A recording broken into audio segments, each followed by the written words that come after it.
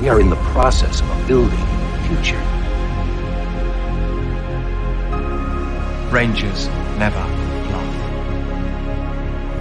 We have lost much, endured much, sacrificed greatly. Zathras knew you would come. I think I'll stick my head in the station's fusion reactor.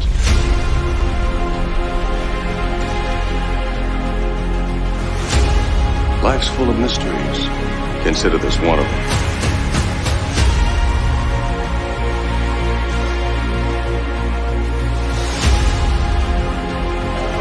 If you go to Zahadu, you will die. You know what might help if I actually added myself to the stream before the intro ended, because I started talking again and I just realized I boomered my own boomer ding ding a dong dong.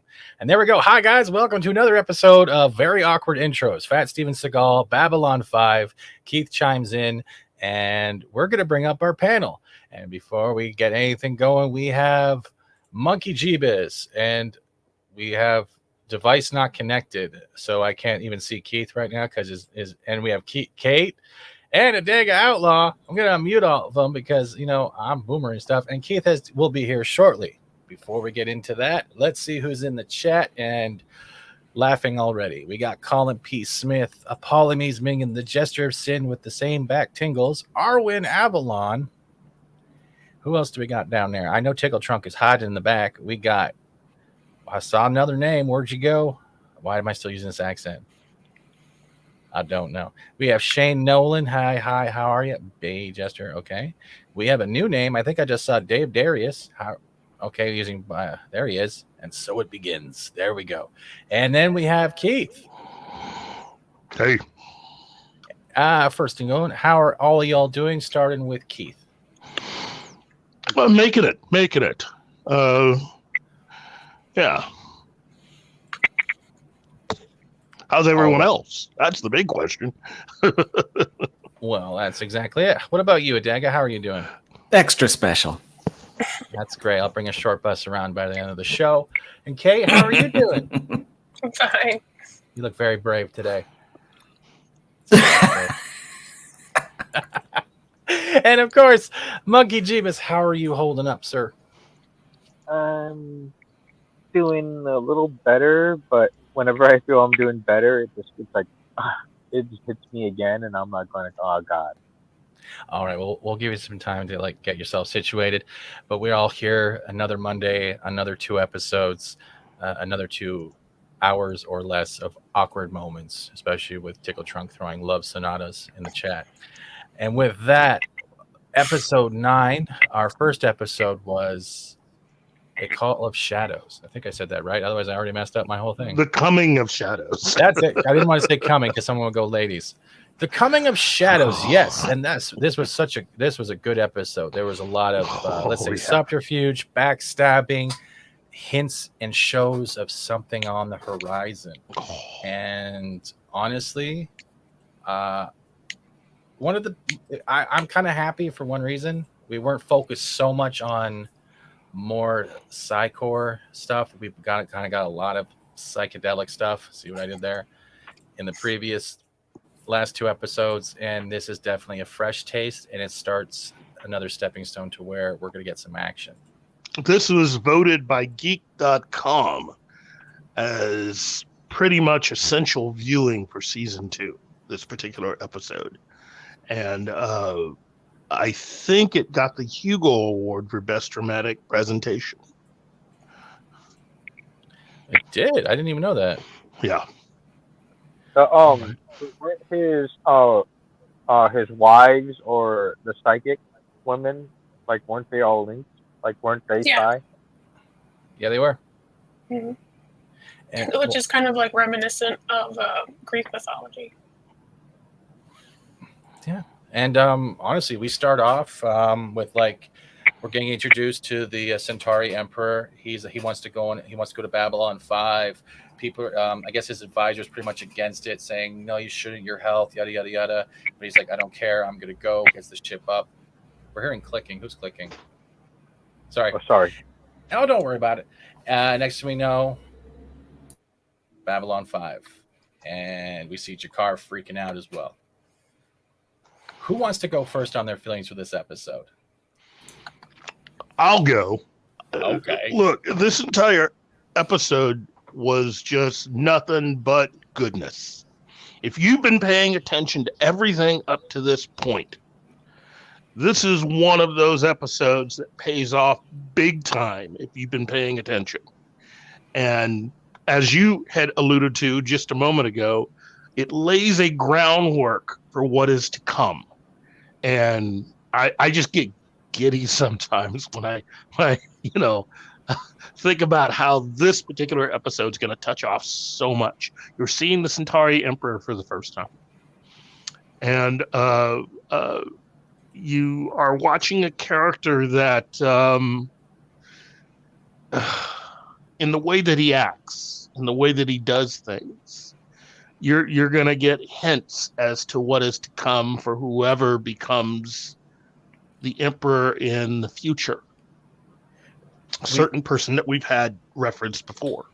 We also, this is also the stepping stone of Jakar's like actual arc in a way. This is where Jakar starts the evolution of not only his soul, his faith, but the choice not only for himself and his people. And this has a lot of it. Yeah. And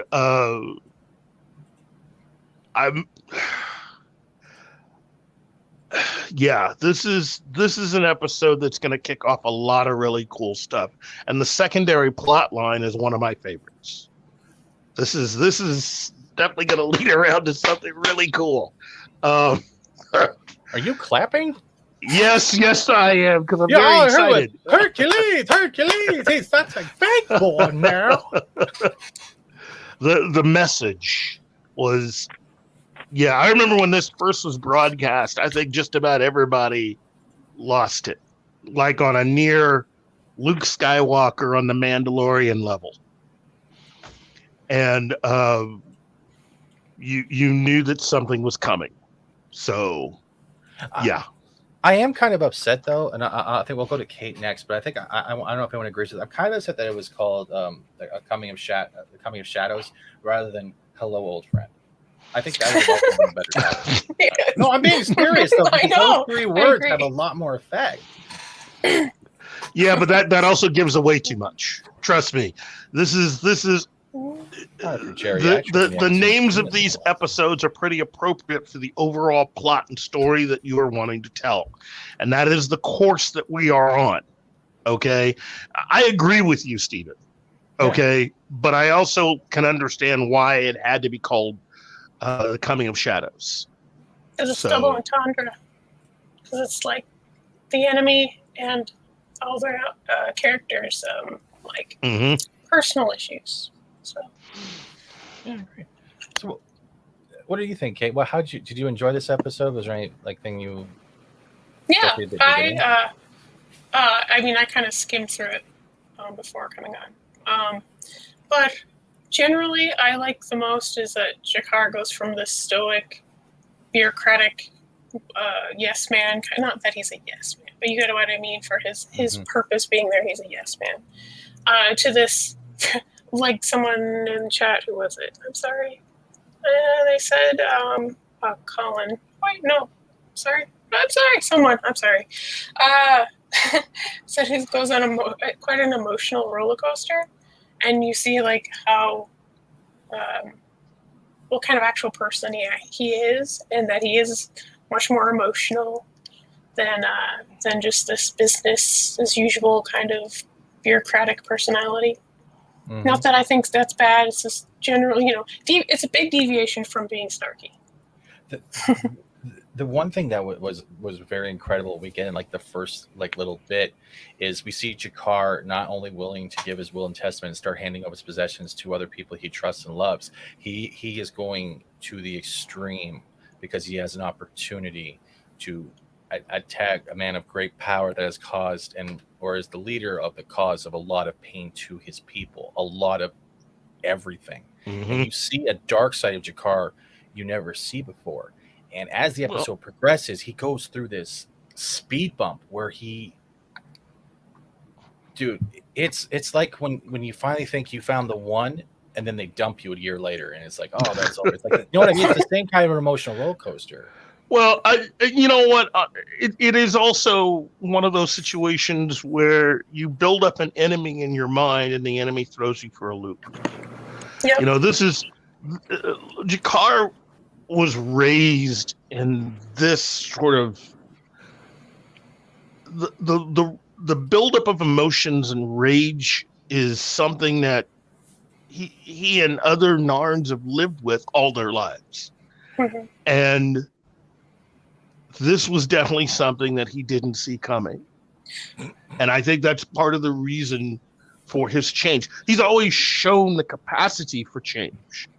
And to balance it out, the journey that Londo takes in this particular episode, this is that turning point. This is, for both those characters, this truly is the situation that will define pretty much the rest of your life. For both of them. I agree. This is the start of a prophecy. And with that, I'm going to segue to Adega. How are you on this episode? Because you are a man of writing prophecies. This one, actually, there's a lot of reasons why it was very celebrated. You guys touched on it. But you got Jakar, who goes from full vengeance, ready to let himself die, to bring some type of justice to his family, to elation that somehow there was light in the Centauri that he never expected.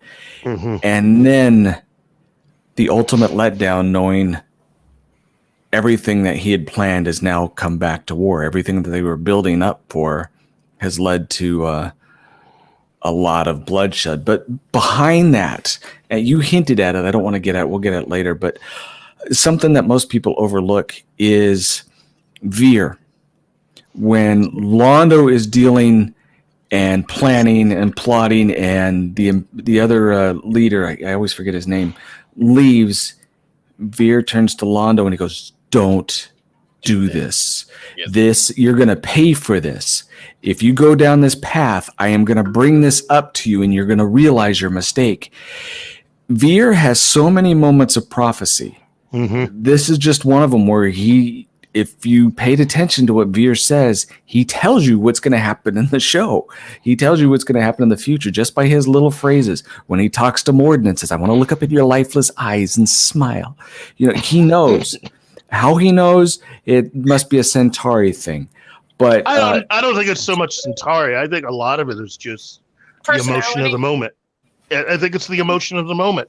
There is good and bad, right and wrong.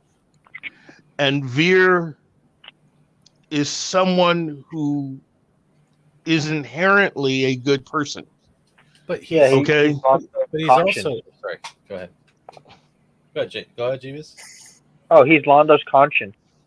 Yes, yeah, that's what Arwen said. Very much so. The Jiminy Cricket. Just like Arwen. But if we're coming from perspective, I think you're both right at the same time. Veer is Centauri, but he is not like other Centauri. Mm-hmm. He's split down the middle. He's like the Libra of Centauri. Sorry. He's not a politician.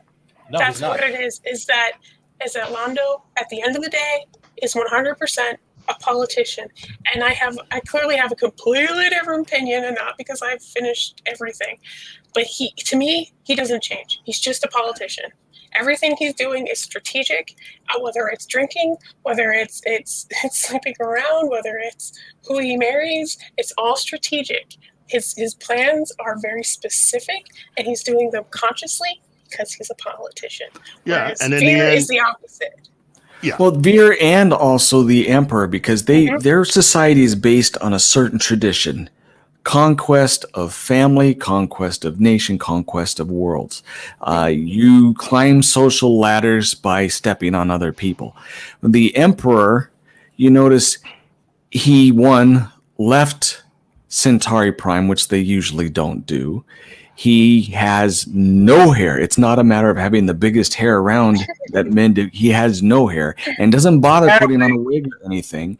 He has his goal was to make peace, which they hadn't done in thousands of years. So there are more than just Veer in there. I agree with you. He is something unusual, but there is good in them. And I don't think any of the primary characters are like just bad. I really don't.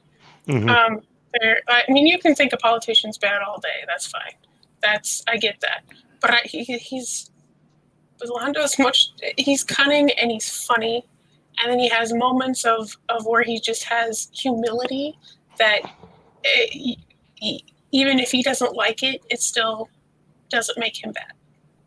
Right. Well, Even Morden, if you knew Morden's background, I don't know if we want to get into that now, where everyone, when you first look at it, he seems like he's a really evil person all the way through. And for the most part, the stuff he does is really evil. But there's a reason behind it that almost makes sense. And you feel sorry for him. Yeah, well, but that's what happens to a lot of the people on a certain side for what's about to come. It's really almost like being trapped within circumstances. Even if you want to change, you can't. And for Londo, he's trapped by his decisions. Life is about choices, and it's the choices you make, no matter the kind of person that you are. I don't think Londo is an evil person. Okay. Some choices. He has made some choices, and it's not like he didn't have opportunities to change. And that's also the part where Veer comes in. It's not so much that Veer is just his conscience. He is also a signpost, for those opportunities. Colin P. quickly nails it right here, because this came from another episode where we had the trap from the past. Remember the woman that was in the cryo freeze, and it came back. Nobody here is exactly what they seem. Go back to where you came from.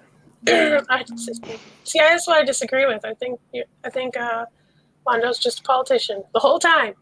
Just a politician. Well, he's a misguided patriot. He has Veer as the angel on one side. He has Veer as the angel on one side. He has Morden as the devil on the other side. He is a misguided patriot.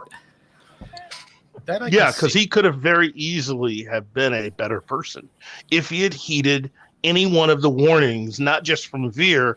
This Londo is a character that's got several warnings.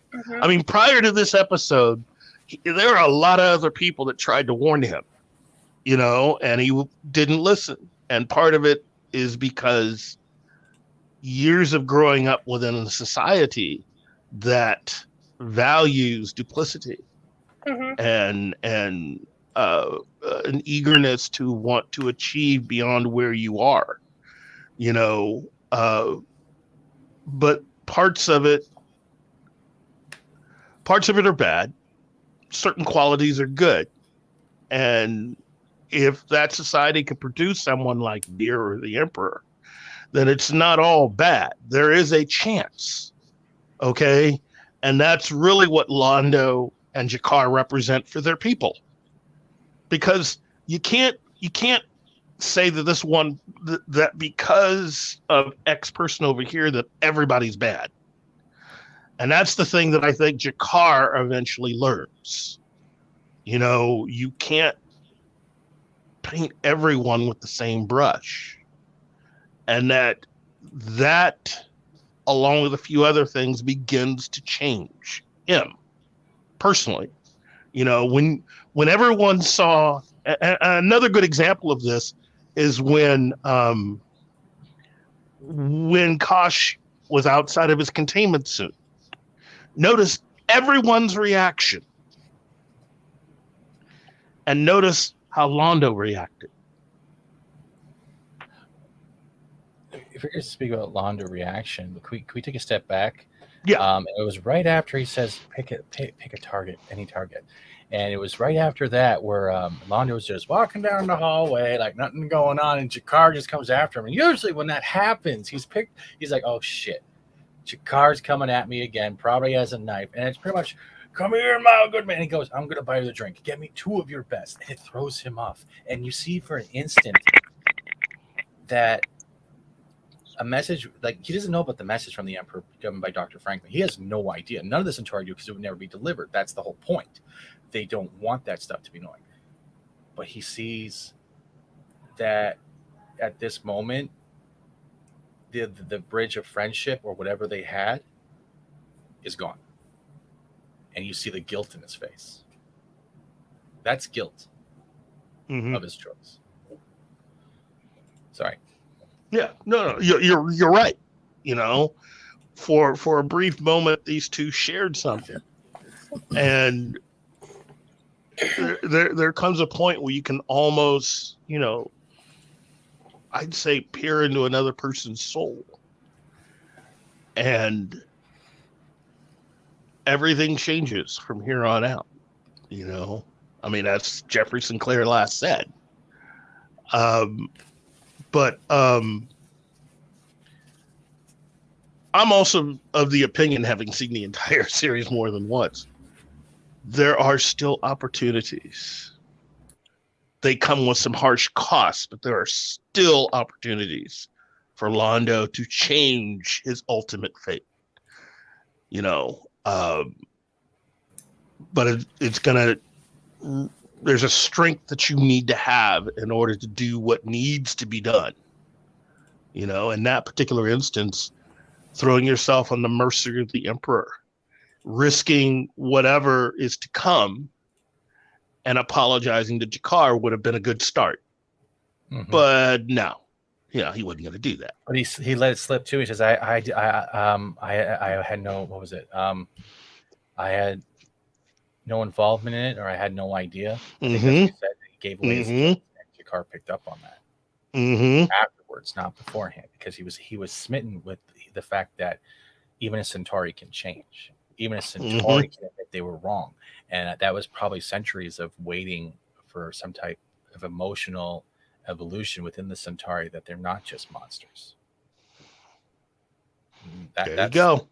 That's a stone that a lot of people wait for, whether it be what it's doing with real life or family, friends, waiting an eternity. Sometimes you never even get it. But when you get it, it opens up a door of faith that not everything is bad. Next on Jerry Springer. This is exciting. It is exciting. It's fantastic.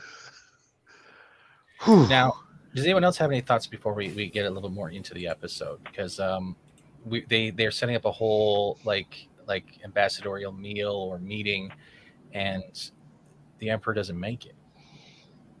And that in itself already gives you an emotional attachment that whatever he was there to do, he might not have the opportunity. Anytime. Well, anyone can go. I'm just saying, I don't want to be the only one talking. I'm sorry. Well, that's the thing. I don't want to be the only one talking too, so I have to zip my mouth for a while, shut up, and go in the background. And let go of your excitement. Do all the talking. Let go of your excitement, honestly. Yeah, just let go of your excitement. Honestly, we are excited. We're at the point where we're eventually going to talk about the stuff that we've all been waiting for weeks, and I think just share what you feel about this episode. My favorite ship is on screen out of all of sci-fi. I think I liked it a lot more the first time I saw it, but I watched it maybe 6 times within the last week. Really? Because I just kept on. I kept on going over it, looking for little things, if there was anything hidden within it. But I think I pretty much got it all. Well, I can blow your mind because Sinclair sent a message, right, to Garibaldi, and there's a phrase in there that people who read the books and know what it means to have your friends close and your enemies closer will understand when a lot of Sinclair when he tells Garibaldi, stay close to the Vorlon. Yep. Because at that point, Sinclair knew the big picture, and he wasn't sharing it with anybody, and he was telling Garibaldi in code, crap is coming from both sides, not just one side. Yeah. And that's or the thing. It's like politicians, and there is no salvation. You shouldn't look towards things as it's like somebody's gonna save you. You have to save yourself.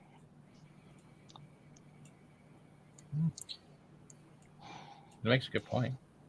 I think in this episode in particular, because of how like a lot of things are left unsaid, it's akin to not choosing is a choice, and that's true, and not apologizing is a choice, and that kind of attitude so goes through a lot of the characters because they're. I get that they feel obligated to be quiet on many occasions, but it's interesting to see that kind of unfold. Because Why is that? well, because it can make things easier if they said something or faster, but then it wouldn't have 5 seasons in books and comics. So You're saying more like that they're doing it, but they're doing it with the slowness in the delivery for keeping Mhm. the show. yeah, it makes it like as a viewer you can come to these conclusions, but generally like in the midst of the storytelling it's not necessary, but it's still akin to that kind of thought process in real life, that not choosing is a choice. That makes a lot of sense. I didn't chase Keith off, did I? Did he disappear again? No. Yeah. Oh no. Kevin Smith got him. I'm sorry. Boo. But before we get more into, I think he'll be back. He probably had internet issues. We had poor Jakar from Arwen saying he's so put on that the Emperor gets sick before he can stab the knight. Yeah, he did. He was really upset, like his opportunity was taken away from him. But at the same time, that was a double meaning. His death did have an opportunity taken away, and we see it later on when he does pass after whispering in Londo's ear. And that was the whole thing. That's why Londo lied and said one thing, take my people back to the stars. But the actual statement was not what he said. And that falls back to the whole thing before that. If I told this to a Centauri, it would probably the message would never make it to Jakar. So they're repeating things, but they're doing it in a certain way that's like showing how it would not happen or why it wouldn't happen, because they're conniving. Everyone is. Yeah. What about you, Adaga? Oh shucks, making me talk. What a bastard! I'm so no. I was thinking of other things further on down the line, not being present-minded with the story, but more future tense. Jakar. They often say that Londo and Jakar are probably the best odd couple in sci-fi, period. But I am glad they got the actor they did to play Jakar, simply because the range of emotions that has to be conveyed. He has one of the most dramatic, life-changing experiences over the period of the 3-year span out of just most people that have been written about in sci-fi. And this is, I was thinking about, you guys are saying, well, he was disappointed because he didn't get to stab. He was disappointed because he had to make that sacrifice. But just his acting ability to be able to convey so many different emotions in one episode, it speaks very loudly, one, to the writer, but also to him. He's just very good. Yeah, I can agree with that. I do agree with that. Yeah, there's so much in this. Keith, are you okay, or did you lose more internet? For some reason, everything just went down. I mean, literally just went down. Was it the shadows? No. Is it because I kept it I do not think it was the shadows this time. I'm sorry. I'll remove the shadows right now. I am so sorry to those we lost, Keith. But yeah.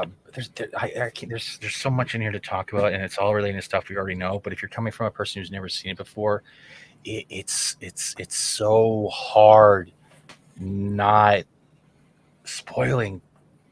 It is very difficult not to spoil because of not just what's for the show, but it's the stuff that you learn even in the books.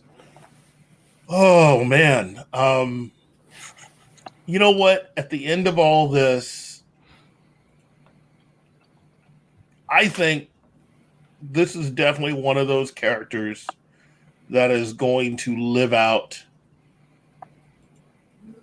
the concept of hell. His hell is coming. His payback is coming, and it's gonna be bad. It's gonna be an eyesore. See what I did there? Yeah. I'm laughing inside, honestly. Oh, bite me.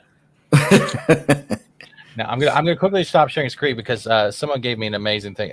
Gave me an amazing idea, and while you guys have been doing this, I've been dicking around because you know me. I like making humor with everything. So let me know if I nailed this right for what you think is going on right now. There it is.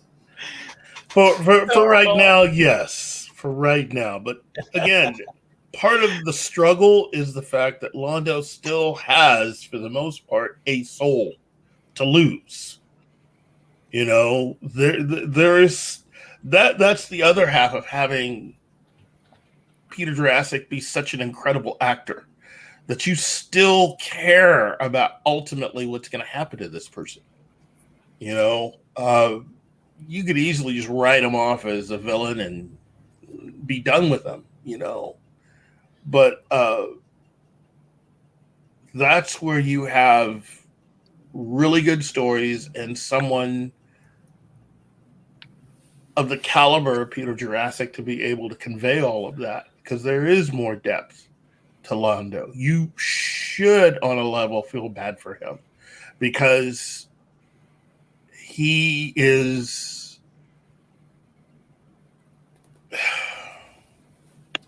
He's definitely doing... I mean, it's not just Veer, it's the audience. We're yelling at the screen going, you're an idiot. You know, you're really just costing yourself everything. Mm-hmm. I agree. And you feel bad because of what also is about to come. You know, in between G'Kar and Londo, and what they're about to understand about one another. You know, there are still a few more revelations. There are still a few more things that they have to go through. And you are about to see some things that, you know, ultimately will make what's going to happen just that much worse, ultimately. So... I do have a question to add to this quickly. We all get introduced to the first type of a vision, and I believe it was Londo's vision. Yeah. And this is the first time we actually see this type of thing, and we're getting imagery that is of not only the future, but of the paths that have been laid out because of the choices made of that day. But it's not. Do you think that they believe it's set in stone, or he's still trying to figure out what they all mean? Well, it depends on what character that you're talking about. Look, I am a firm believer, I think even like Veer, that it doesn't matter what visions that you see, you can still change it. You know, you can still change whatever quote-unquote fate is there for you, but you got to be open to it, and you got to be ready to make that change, or else it doesn't mean anything, and you're going to wind up, it's going to be very bad, very, very bad for yourself personally, and probably for others that you care about. I haven't last seen of the third book. I haven't read the book, so I don't know. Does anyone know what Colin's talking about? That's one thing I haven't touched is the books. Oh yeah. The Centauri Prime trilogy that takes place. I think if I remember correctly, don't all three books take place after the events of Babylon 5? Yes. Okay, yeah. So this is after what happens. Well, it's not. It kind of takes place after most of season 4 and 5. There are hints Yeah. that you see future flashes, Mhm. and those are towards the end of the 3rd book. Yeah. Someone's really twisted. That just doesn't kind of work right. I thought it was hilarious. I saw it and I just threw it in there. Indeed, Londo was told as much by Lady Morella later on. All right, I don't want to get too much into spoilers. But there was something else too. I can't remember. Yes, okay, let's get into it because I already showed the picture and I'll bring it back.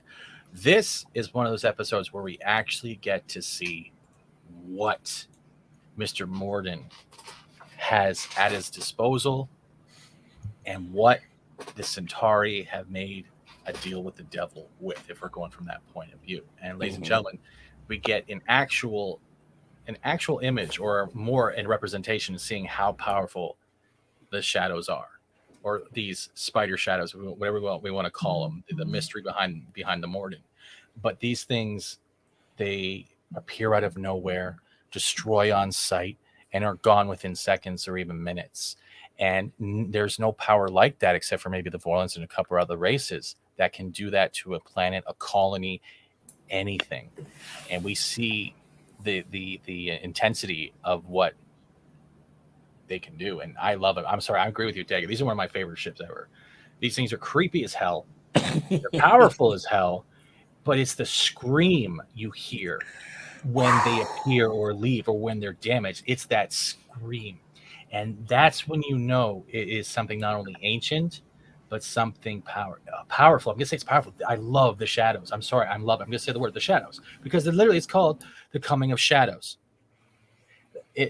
The shadows is not only the political games they're playing and the subterfuge between the politicians and the lies and like trying to kill the emperor. It has to do with the coming of an ancient race. And you don't really pick up on this unless you're going through and watching it again for the 2nd or 3rd time. And ladies and gentlemen, the shadows are here. And it also relates back to Sinclair. What do you guys think? Yeah, I agree. My thing is when you ultimately find out what the scream actually means, that's what gets me. You know, we wouldn't be spoiling anything talking about what the ships are. I think so. I mean, that leads us into that's my own personal view of it.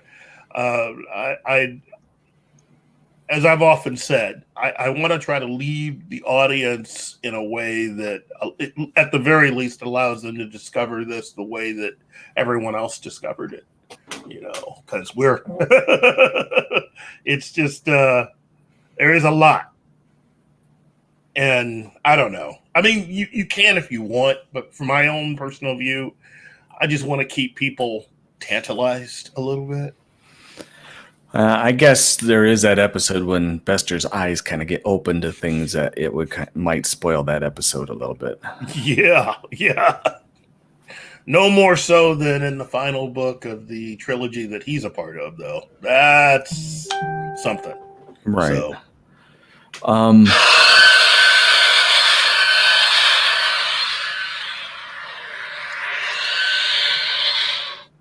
That almost works. Yeah, it almost works. I'm trying my best and I failed everybody. I'm sorry. Don't.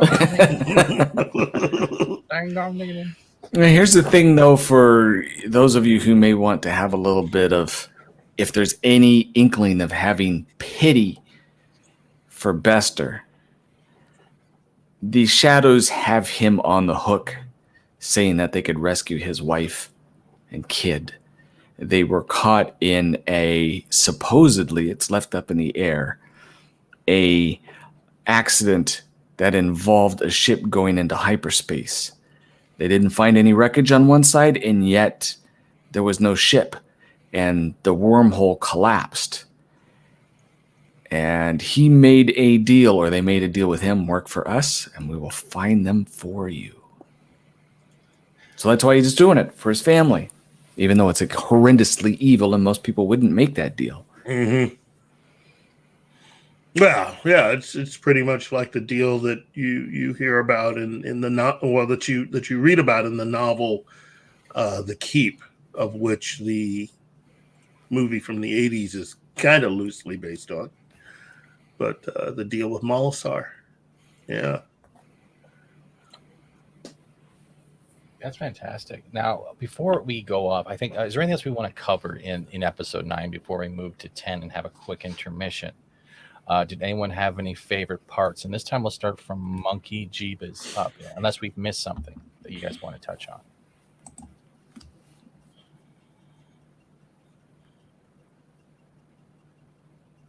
I do like a lot of the introduction of the Rangers. Mm-hmm. Mm-hmm. Any scene with Garibaldi, to me, is a good scene. You know, I just, again, like at the very beginning when we started this, Garibaldi's just one of those people. Look, are there any people out there who are not a fan of Garibaldi at this point? I mean, Bruce Willis light. I love him. He's great. The non-action Bruce Willis. Bruce, who might actually be tall. He has the action in that where they're having a time warp thing on the ship. Babylon Square. This is the moment I was born for. Okay, sorry. Yeah, that and the books too. He can keep up with Bruce Willis in the last of the Psychor books. I'm just breaking into time warp. But like, yes, I try. I didn't want to go into Sinclair too much because Sinclair is just one of those things that when he pops up, because we don't see him for a while, and he's now becoming active. You're hearing the first words of the Rangers, that they are his eyes, his ears, that they are keeping things too sensitive for open comms and only doing it in person. That shows the severity, that not only the trust he's putting in Michael, but the severity of what they're actually doing that has nothing to do with the inner politics of the known races. Mm-hmm. And that is the thing I love the most. Mm-hmm.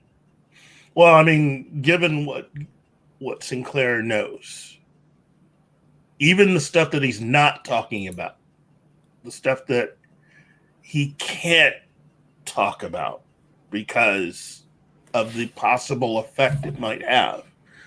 I mean, we're entering the dancing on the head of a pin type territory a little bit, in so much as that Sinclair's when we get to War Without End 1 and 2, then we can tell Sinclair's whole story. Yeah, then we can tell the story because it's huge, it's awesome, and it's probably my favorite storyline of the entire series. You know, and again,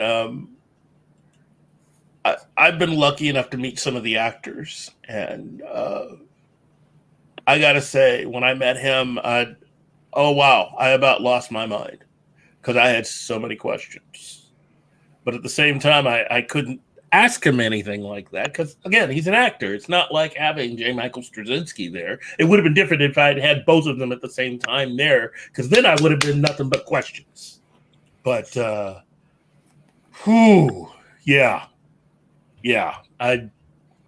fanboyed out. I mean, there's like a 5-minute, in my memory, there's like a 5-minute portion there that I think I completely fanboyed to the point where I blacked out. So, yeah. I agree. What about you, Monk here? Kate, any favorite parts in this before we move on to episode 10? Yeah, basically at the same as at the end with Sinclair. Just like that was like the big moment. Yeah, it was one of them. I do agree. Michael Harris, just one of my favorite actors. You know, he always just carried himself. There's a sense of there's a weightiness to it, to how he carried himself as Sinclair and that entire character. I just, again, nothing against any of the other characters, but Sinclair is still probably my favorite next to Garibaldi. Both of them are just my favorite two characters. So, yeah. What about you, Kate? Or you already said? No, I didn't really. But I suppose my favorite part is when Garibaldi and Ivanova are talking about the Centauri psychics and how that works. Because it's so nonchalant. I'm like, oh, that's cool. It's just funny to me. So. That's true. And when you think about it, they're connected with Centauri Prime over such great distances. Mm-hmm. Their telepaths must be really, really powerful. Mm-hmm. That could also have something to do with the fact that, Right. that you have someone like Veer, and also someone like Londo, the visions that they have compared to all the other characters, that also might have something to do with that. And when you read the books, you especially the ones about the telepaths, and then you understand everything in the fourth season, you begin to see a lot of that. You begin to understand how a lot of that works. And man, I hate God. Which reminds me, Steven, bug me. You can bug me as often as you like for me to get those books mailed off to you. Oh yeah, I know. It's only been 3 weeks. I ain't saying shit. No, that's how you do it. With me, that's how you're gonna have to do it. Attention, Kmart shoppers. Adega, will you please mail the books you promised 2 weeks ago? Yeah. Some literature, Just slide that into my mailbox. There you go. Thank you. This uncomfortable ASMR was brought to you by Fat Steven. Why is he eating? Don't know. That is not ASMR. And whomever that's I know it ASMR wasn't. I know. are disgusting. I know. I don't care can't lick what my I've mic. been. There's fuzz on it. No, even I really can't. Can't. No. I will actually vomit. It's horrible. I promise I won't. No. All right, and with that, we'll wrap up season 9. We're gonna get into season 10 in just a little bit. Whatever. Let me. I will lick that mic. Well, I could just mute you. It's okay. It's okay. Everyone mutes me. I'm used to it. But there's something I wanted to bring up, and this is to the chat, and I promise this. He's been here. Hey Tim, I see you quickly, and please stay around. We are going to get into episode 10, but Monkey Jeebus has been with us on the show now for a while, almost since the beginning. And I wanted to bring something up that happened last week, and he set something up he needs to do help. It's been a very hard thing for him. So chat, please don't go. I'm going to give him the floor for maybe a couple minutes and whatever he's comfortable with. But the same way we've reached out and helped Gary from Pop Culture Minefield, this is a little bit more serious, and I want you guys just to listen if you can, please. Are you ready, Monkey? Oh yeah. All right. Yeah, I last week on Thursday I was helping my mom. I've been helping her for basically like the last 5 years around, and I was gonna get her up, but she wasn't comfortable, so I told her I'd come back and check on her in a little bit again. And when I did, it was like already too late. And take your time. Yeah, it was like really shocking at first, and then I had to process it, and then I had to call my brother and sister and tell them what happened, and then I had to call 911 to report what happened so they can come and check and then it was just a lot. And then the last couple of days have just been like really bad. Like I've been trying to like clean up a lot of just like the stuff, and then going through the mail that she had piled up. And then there's just like a lot of bills and stuff that I have to get, like the utilities and like the taxes, and just like a lot of things that I thought she was taking care of, but she just had them piling up. And we were like taking care of like some of the stuff with her payments that were coming in, but since she's passed, they cut all of those off basically. Damn. You've been talking to a couple of us, and especially myself and DMs over the last few days, and you've been trying to figure out what to do, and we got a couple options you're already going through, and this was the first one you set up. Now, I want to thank the chat. First of all, for just thank you, everybody. But I don't.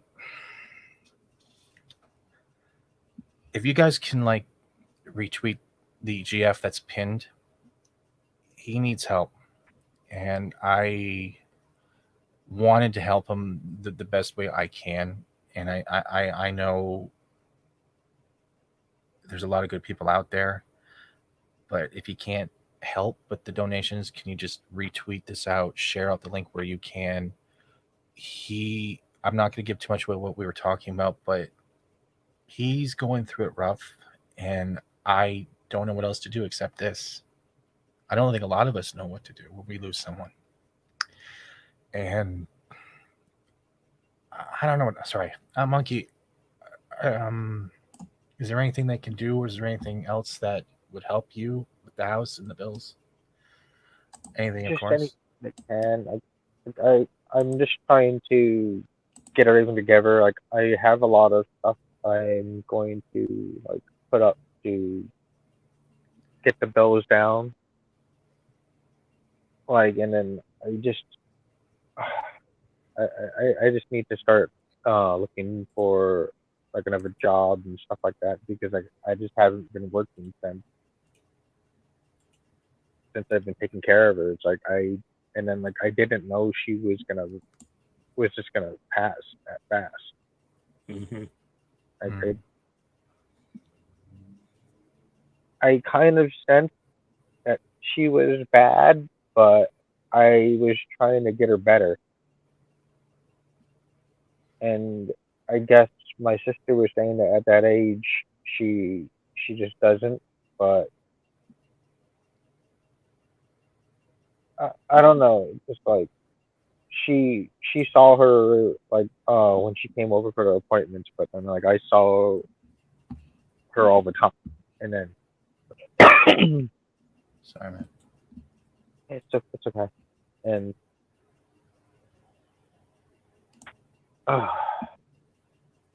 it's just really like every time I think I'm doing better, it comes back in a wave. I'm like, oh god. But I'm trying to take care of as much as I can. That's all you can do. I think a lot of us have told you that. But I'll take this down if it's too much. I really didn't. I wanted to do this. I'm sorry for the panel if this seems like a little bit shocking in the chat, but I promised I'd do this, and I just wanted to make it in the middle so we can have most of our eyes on it. And I know a lot of you people, whether we're on the panel here or you're watching the replay or even in the chat right now, you all have good souls. You've been there for a lot of people. And I know I hate asking for things, and I know other people hate asking for things, but he does need help. And I just wanted to give him a moment to share. And my condolences, Monkey, as I said before. Yeah. Yeah, so if you can help, I would appreciate it. If you can't, then just like you guys are your thoughts are enough, Thank you. because like I'm trying to I always try to like handle things myself, but it was just like just really overwhelming. It's like basically like the worst thing that's ever happened. It is. I'm going to leave the link and pin it for a while. I'm going to remove the share page and just give everyone a moment to recollect. But there's a lot of people in the chat who are not only giving condolences but saying they're there for you. So you're not alone in this, dude. You've been a great addition here just on this one show because you had to deal with all of our shit. There, someone has a notification. But thank you for at least allowing me to share this on there. And yeah, that's it. It's not easy. Is there anything else you want to add before we go on? I probably have. No, it's just like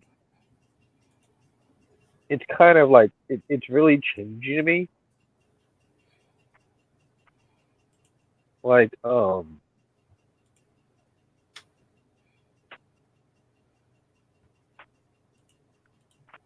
I mean, like I can get through this. Like my family is here for me too, but I kind of don't want to put that on them because they're going through it too. Yeah, but and it's family. Like I'm just trying to figure things out because it keeps me from thinking about it so much. Yeah. So I've just been like been cleaning up around the house and stuff, just trying to get everything good. So You have a lot of people here for you, man. And we're not leaving the stream, but we're gonna give I think a moment of silence to recollect if everyone could. And Monkey, do you need some time? I can put you in the back if you need it. I'm okay. I'll mute myself if it gets really bad. All right. Thanks. Thank you. I want to say thank you to everyone in the chat who sticked around and listened and gave their condolences and prayers. Thank you, everybody. You make me feel that I'm not really alone. It's just like because it's just really.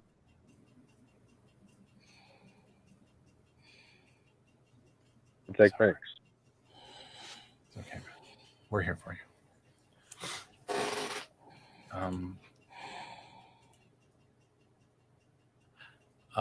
And also with that, Dega does have to step out, so we will try to cover the next episode. I'm sorry, Dega, that you couldn't stick around for the whole thing. Are you okay?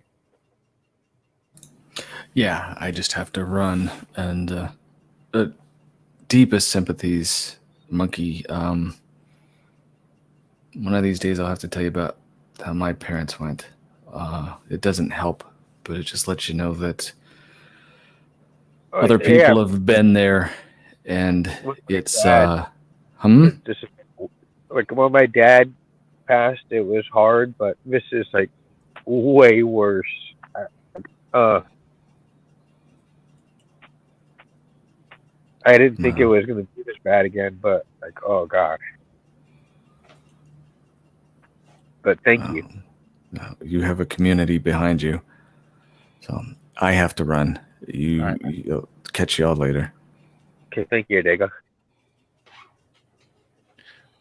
And thank you everyone for listening. And I didn't mean to drop the bomb on this. I thought this was the only. I felt this was the right way to do it. And I want to thank everyone who was listening, who shared it out, and everything else. Because I don't know I don't know what else to do. So we're gonna take a quick couple second chat to recollect. Are you okay with that, guys? Sure. The panel. Yeah, sure. All right. And with that, I'm going to quickly just switch over to Han and Shui for one moment.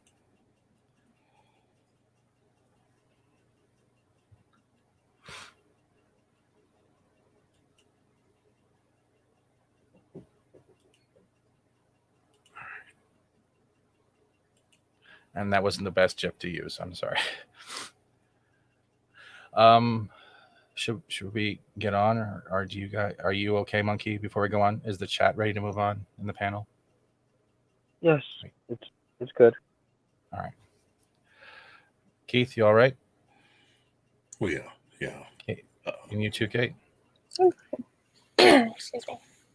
Yeah, I'm fine. And it is. Thank you, Jeebus, for allowing me to just share that. Well, thank you, Steven. It's just...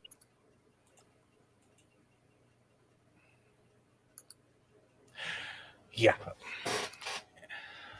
And we'll get moving on, and I will make this a separate. I will make this a separate chapter for those that watch later on when I learn how to do that, so people are prepared.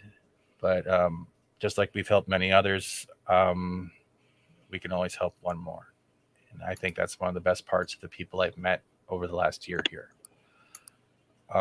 It's not just about not kneeling; it's also raising and giving a handout when someone else we know has fallen and needs that. So I thank everyone here, and I thank Monkey again for allowing me to share that. And we will move on to episode 10 and try to bring a little bit more laughter back, if that's okay with you.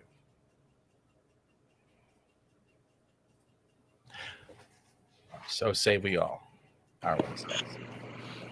And as we get into it, we are reaching chapter mark, and we will start the next episode 10, which is called GROPOS. I think am I saying that right or wrong? Hey, Memes. Yeah. Your invite is in the chat and the Twitter. There's a separate group chat. I sent it to you already. And GROPOS is a different type of feel, and it's more focusing on, I guess, its own type of subterfuge. We saw the Centauri and how they work, and we're seeing how Earth works with saying one thing but doing another. And the episode pretty much opens up with the jump gate opening on a classified signal and message. And not only does Ivanova alert Sheridan, it sends kind of a panic across the station. And with that, we start seeing the stresses of being a facility that's not only Earth run, but also as a military as well. AKA, as Colin says, GROPOS, AKA Franklin's daddy issues. Yeah. I agree with that. And Will says, my condolences to Will. And with that, let's get into it. Thank you, Monkey. And Keith, where do we want to start first besides Sheridan almost shitting his pants? I mean, I'll be right back. Wow, that's an image. Wow.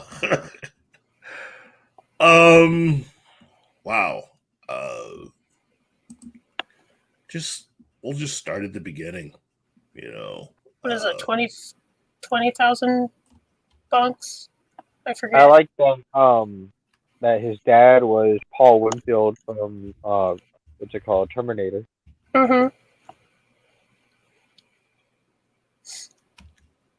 He's a really good actor. Yeah, he is very enjoyable, and it gets right to the high energy and no nonsense. And he's also on Star Trek. He's from that Tarmac and Demont. Paul Winfield as an actor is he was an incredible talent, given how long he had been in the business. And for me personally, you know, it did feel kind of right that he play Dr. Franklin's dad. They look like they could be father and son. They do. Yeah. Which is difficult to pull off with actors. Again, for me, this was one of those episodes that I definitely enjoyed for different reasons. This is one of those really well-written episodes that was mainly a great piece for actors. You know, sorry to interrupt quickly. We have a no intro memes coming in, and Deanna Troy, that is wonderful that you farted. Welcome to the chat. Hi, memes. You ruined my fun. No, yeah, I Or did that. cannons are your fun.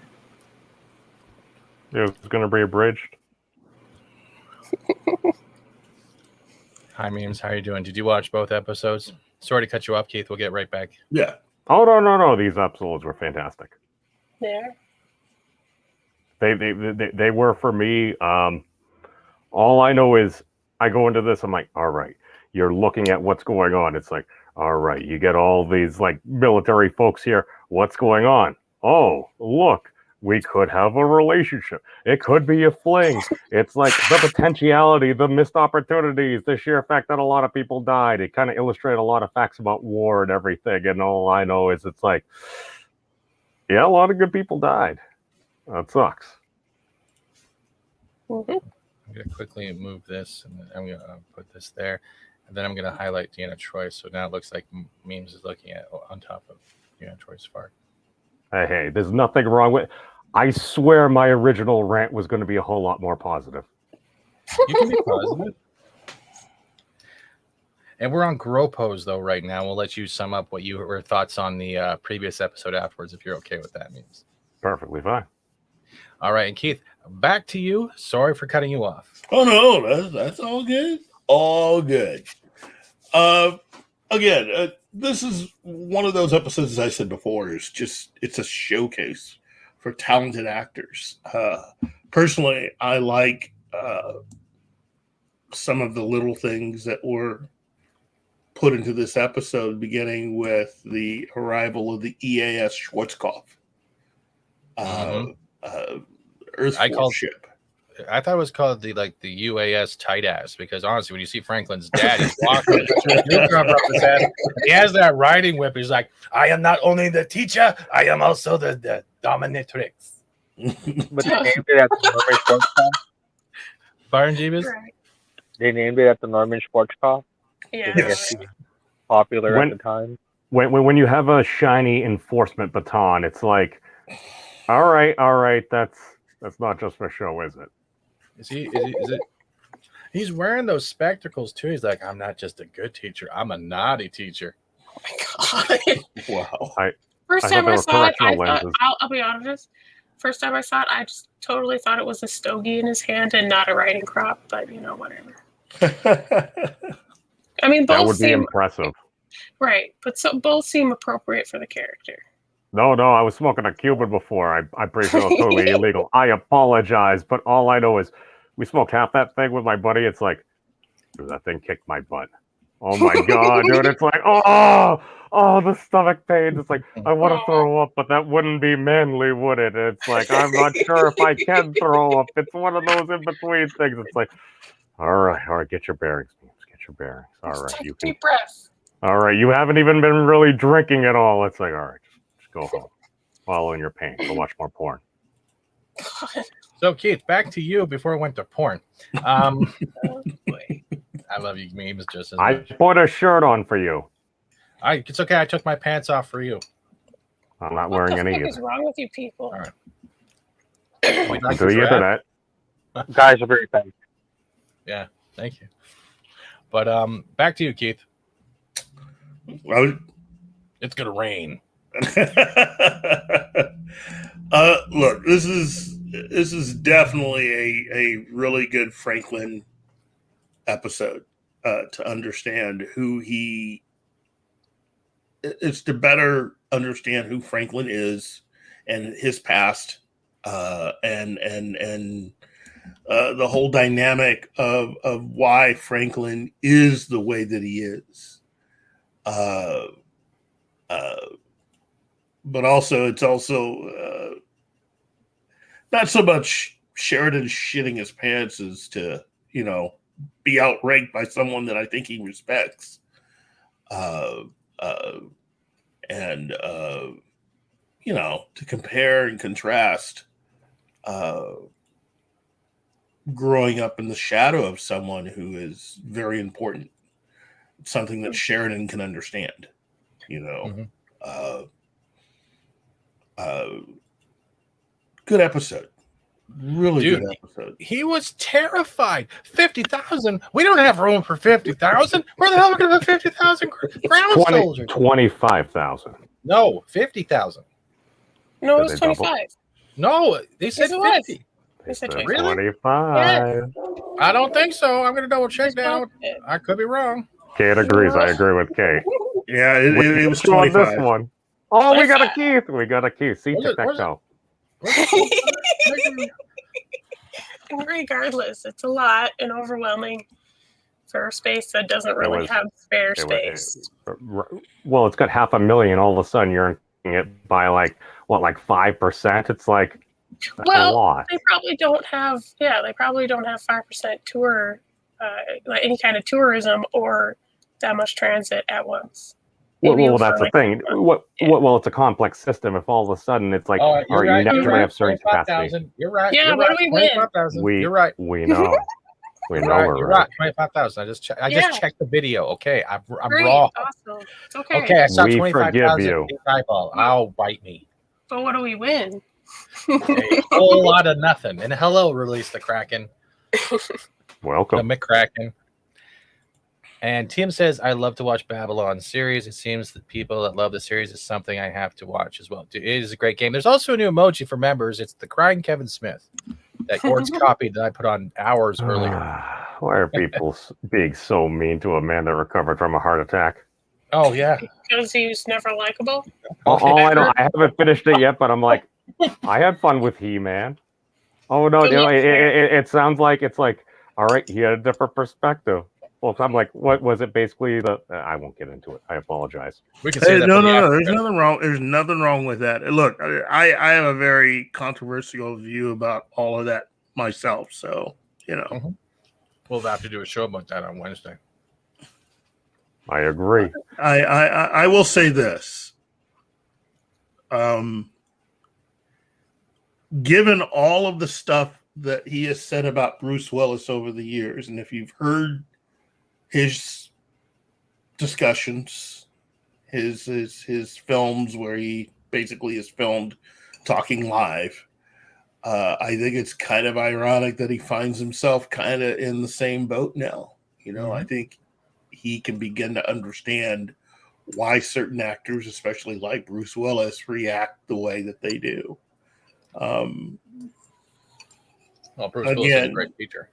I just on one hand, I feel bad for him, and on the other hand, you spin the wheel, you take chances. He should have known no good was going to come of trying to shade the truth a little bit, the way that he did with it kind of sounds like it. Just because what I'm looking at, it's like, are you kind of just denying kind of what it is? It's like I guess you could say it's like it is Masters of the Universe, and to be fair, it is Masters of the Universe, but it's just like, if you're going to go in with a particular type of hype, it's like, just set the bar proper. Like, I'm okay with it. And again, I'm not necessarily following the drama. I'm just like, oh, He-Man. They tried redoing it like 2 or 3 times since like the 80s series. There were some episodes and stuff. It didn't seem to be all that popular. And then you have this. I'm like, all right, well, this is kind of fun. It's like, it's an interesting plot twist. I'm totally all right with it. Again, I haven't finished yet. I'm like 3 minutes into the last episode. I look at it this way. I think personally he was paid to do what he's doing right now, which is take the hit. The guy that was actually in charge of the entire project is the one that set the bar for how all of this would be. And I think Kevin had to have known that this was how it was going to play out, because I think the real reason why Kevin got hired was because he was hired to just basically be the face of the project, because nobody knows who Teddy is. I'm mentioning the guy's name, and a lot of you guys are sitting there going, the guy from Dark House? Say what? The guy from Dark Horse, the one who actually written some of the comics. No. Netflix who said it's good advertising, it's good at bad. I mean, no. Teddy's the guy that is the representative from Netflix. He's the guy that was in charge. He's the guy that Kevin, because I watch a lot of Kevin Smith's shows, and all throughout the shutdown, when he was allowed to talk, even the little bit of things that he gave away about the He-Man show, he was all about talking about what Teddy this, Teddy that. Teddy was in charge. Teddy was the one that set how this entire show was going to be. All of the changes, that's Teddy. And there's really no real difference between what was done with this show and what was done with Star Trek under Alex Kurtzman. You know, you have contracts that have been signed, and Netflix really is looking out for their bottom line, you know. So legally, I'm sorry to cut you. It kind of sounds like what I've heard some other people say. It's like Kevin Smith signed up as a producer because of his nerd cred. they hired him for his nerd cred. Geek cred. More than anything else, it was his nerd cred. And what has gotten him into trouble was the fact that We have to clown he's not the best spokesperson when he's put out there like this. He made the mistake of saying certain things that, in hindsight, have proven not to be true. It sounded like some folks pushed him before, and he kind of pushed back. And the amount he pushed back, he kind of tried to. His mouth wrote checks his ass couldn't cash. Basically, that's basically what it comes down to. And the only reason why he's talking a lot of stuff about Clownfish TV is because it's he's punching down, basically. He's engaging. Dude, I remember all of a sudden, it's like in one random interview, it's like somebody mentioned the words "the fandom menace," and I remember certain people. It's like Mary was going, "They said us. They said us." It's like rule 4 of the internet: don't feed the trolls. Mm-hmm. But in this particular case, he lied. You know, he described the project one way, and now that everybody has seen it, they realize that he lied, and he's not very good at walking it back. Well, it sounded like he was saying things in technically almost all legalese. It's like you can perceive it in this way in the most charitable interpretation. It would have worked out better for him even if he had said it like that, but that's not the way he originally presented it. Just don't say anything at all. It's like you can say no comment. And How often do we get a no comment? That would have been better. But he said he didn't exactly say all those things. And I watched some of his live streams. I'm like, all right, it just seems like Kevin Smith being Kevin Smith. Yeah. That's all. It just would have worked out better if he had been honest from the very beginning and just said, you know what? I was not a fan of He-Man growing up. But I have some ideas, and I'm with a group of people that have certain ideas, and we're just going to give you an alternate universe version of the character. And that's it. That solves all your problems. Everything else is really about ego and basically getting caught unawares and reacting rather than thinking about what you're about to say. I disagree. I had every intention to hide my tears before I opened my mouth. I didn't know what was going on. Damn dong digging it. No, there we go. Why is Walter White here? I gotta find an oven. I gotta get that to the RV before 6. Well, it's all right. You don't want those late charges. Hello, Dad, man. Will Gentry says, I wouldn't be shocked if Kevin didn't know how it was going to pan out. He's so far up Hollywood's butt that he probably hasn't heard a real opinion in years. Well, he does. No, he was involved with the writers' room from the very beginning, and he helped to assemble the writers' room. But this was not something that Kevin had an idea and he approached them about. He was approached by the current rights holders who are about to lose the rights to the character. That's the other thing. That's the real thing then. So they did all of this just to keep the rights because you have to make product in order to retain the rights to something. No. Kate, that's the other thing. There's nothing that they can do to stop what's about to happen. Okay? They are going to lose the rights. So they're basically using the little time they have left to put out as much product as possible. And this is one of many projects that they are throwing against the wall in a last-ditch effort to make as much money off of this as possible. That makes sense. That's Wait why a you saw him second. in front of the chocolate bars, the cereal, and all that Yeah, other stuff. okay. But there That's was no insane. Tila in any of the boxes. Where's the strong female character on the cereal? Are Where's the are Bitchios? you telling me Sorry. He-Man's going to be public domain? No, No. Oh, the people that had the rights screwed up. Somebody negotiated really badly, and basically the way it works out is that what studio was that? There's a film studio that has basically gained all the rights for less than a song, and they will control He-Man from here on out. well played. So what? Yeah. So hopefully things will be more interesting later. But anyway. It just sounds like they passed the football to Kevin Smith and be like, "Here, do He-Man." He's like, "All right." Yeah. Well, So and I this wish it was were that Cecil? simple. It This would have was a been Kevin. that simple, but when Kevin got on board with this, he had to follow what Netflix was wanting to do, and the guy for Netflix is the one. He is an activist. Yeah. And so he was the one that put in all of that stuff because Kevin wasn't a fan. Like I said, if he had started out just saying, "Hey, I didn't grow up with this. This was not my jam, but I'm willing to, work with fans and see." But in the end, it came down to he was told, "Hey, guess what? This is going to be what we're working with, and I'm going to give you X, Y, and Z, and you got to put this stuff in it and to reach this audience and do this thing." And, this is the reason why you should always be a fan of what you're doing. This is why having a fan as a part of what you are doing works better than not being a fan. Okay. So, all right. I have a quick question though. This comes from the chat. Whoa, you are buff, Baby Yoda. So they wanted to kill off He-Man before they lose the rights. Lol, that's dark. Yeah.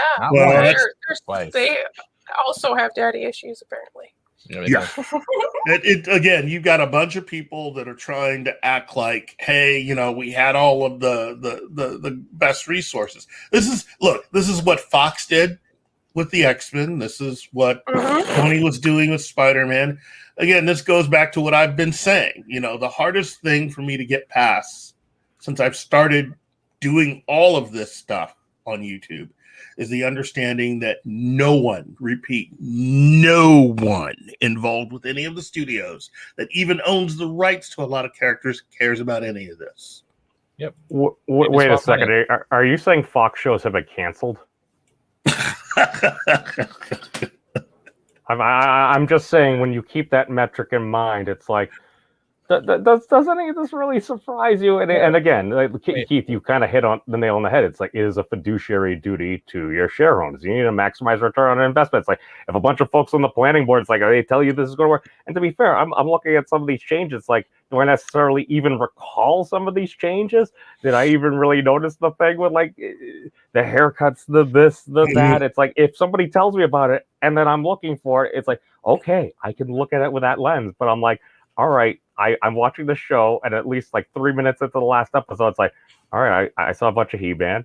I saw a bunch of the Masters of the Universe. Does there seem to be a different protagonist? Yes.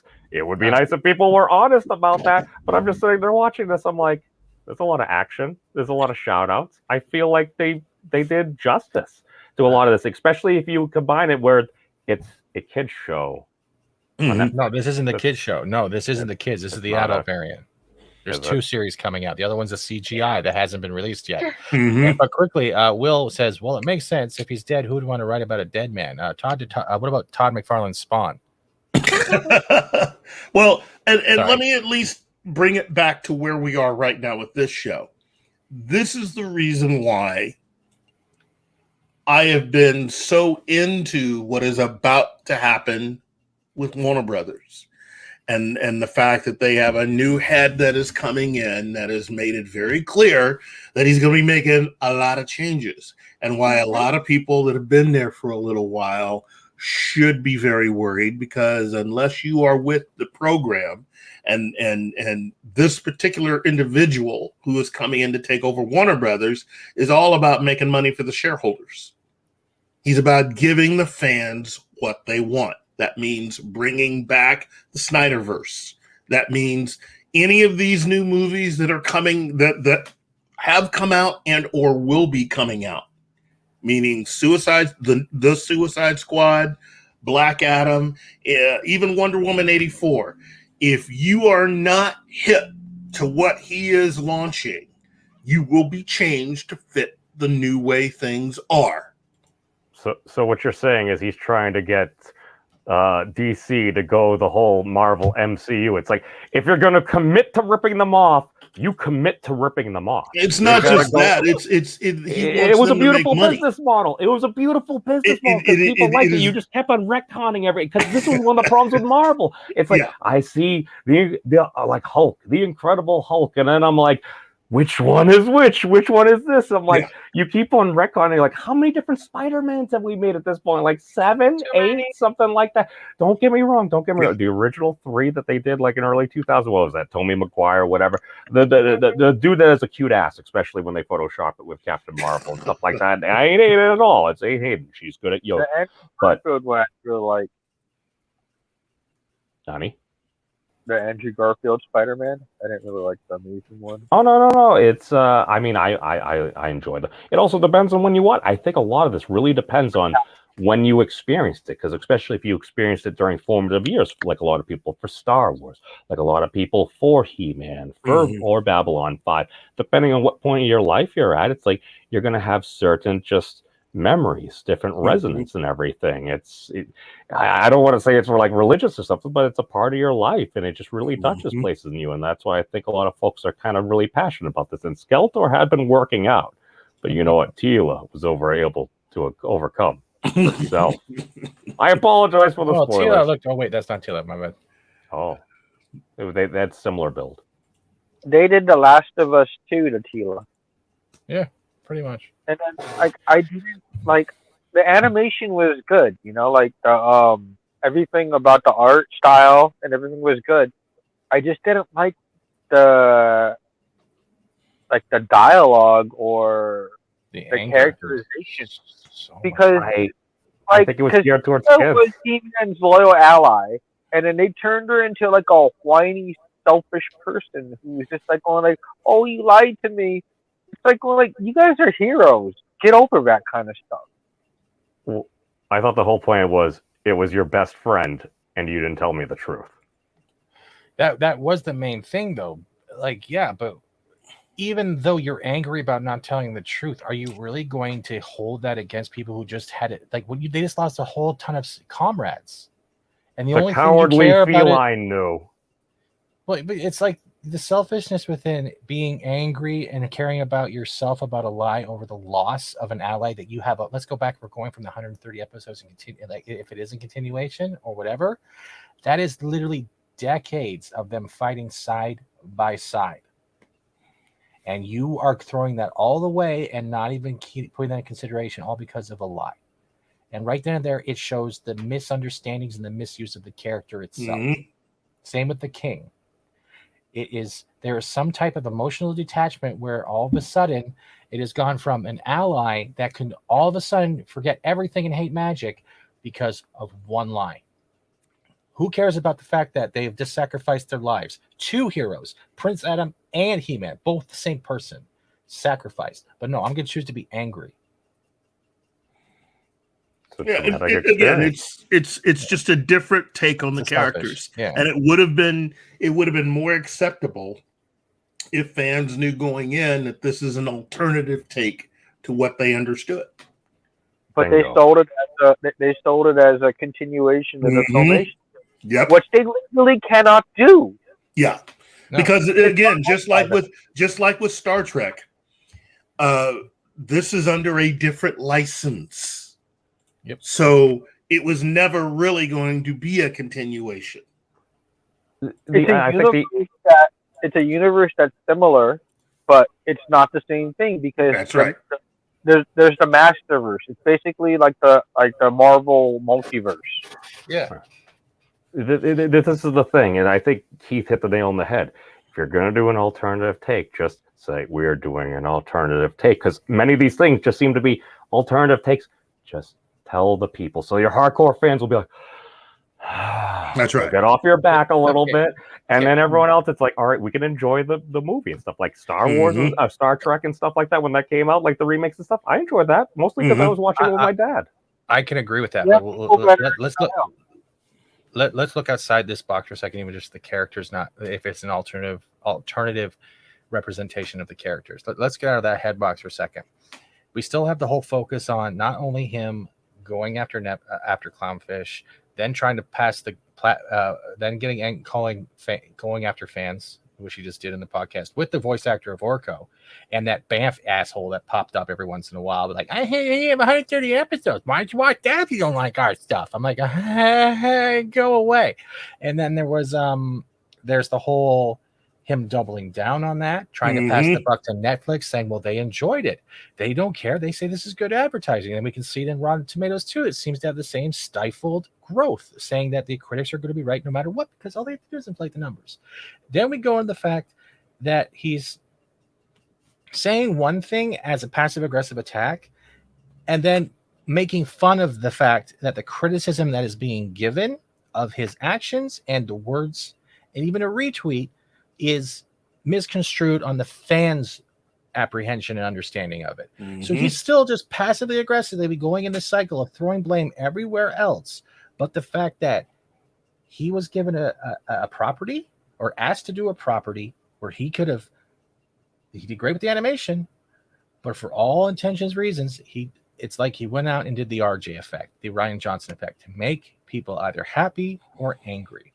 And the whole study was 75% hating Orko versus the 25%. That's bullshit. And the only human character in that whole 5-episode series is Orko. The connection with Evelyn. Because if we get through all this other crap, the best thing was those, even Cringer, was the best things about those was, I don't care you're an enemy. I don't care if you're a hero. We all use magic. We rely on magic. If magic dies, the planet dies. We are all going to suffer. And that connection broke the walls of what side they were on. And why couldn't they just focused on that? Not the anger of being lied to, not the selfishness of giving up what you were here and throwing off your char in the man-at-arms rank you just earned, and focus on the fact that your planet and the outlying planets are dying because magic is disappearing. There is your story. You didn't need to do the other shit. And guess what? That would have been the saving grace of all the bullshit he has done online, preached, not preached, been caught lying. It's all high school Hollywood semantics for $1. Yeah, that's basically what everything's become now. Anyone that's adapting any type of property, you have a free get out of jail card, especially if you approach it in a different way. So there's no reason to follow what fans want. You know, you can always sell it as an alternative take. And if you try to... Wolko says, I wonder what Straczynski's opinion is about the Netflix series since he wrote a lot of episodes of the series. Actually, what's funny is I actually reached, you know when we had Tom Cook on, right? Keith, I actually messaged him on Facebook before the series came out because I was going to ask him, are you actually going to take a look at the series? He was like, no, because I wanted to actually see and get his opinion on it to see what the past work he's done with He-Man and how much of He-Man is still in there. And yeah, Matthew of the Universe, whatever you want to call it.